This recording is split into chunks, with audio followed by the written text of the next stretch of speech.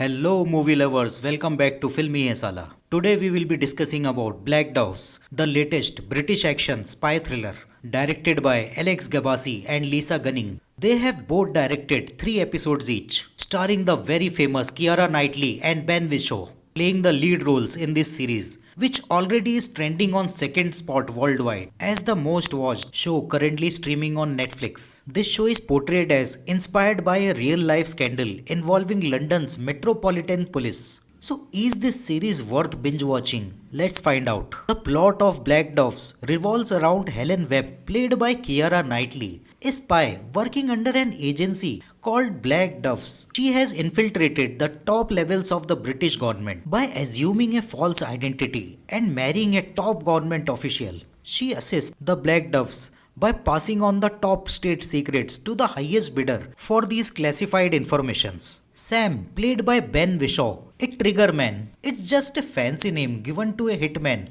who kills people for money. He is a sensitive human being at heart. Well, things take a turn when the Chinese diplomat posted in London is found dead along with 3 other people with supposedly overdose of heroin. Plus his daughter also goes missing. As this is a completely spoil-free review, I won't reveal much. You have to watch the show yourself to find out how this murder or suicide gets solved and how Helen Webb gets personally involved in solving this case forms the basic plot of this series. This show has many layers, all interconnected to form just a touch above average feel-good action spy thriller. Why I am saying a feel-good thriller is because this show revolves around days leading up to Christmas Eve, and this show has everything to make it a feel-good show. Like it has subtle British humor thrown even in between serious conversations or tense scenes. If you are a regular viewer of British movies and shows, you will understand the context. And the lead characters are developed in such a way that they are equally strong minded and soft hearted at the same time, along with a sense of loyalty towards each other.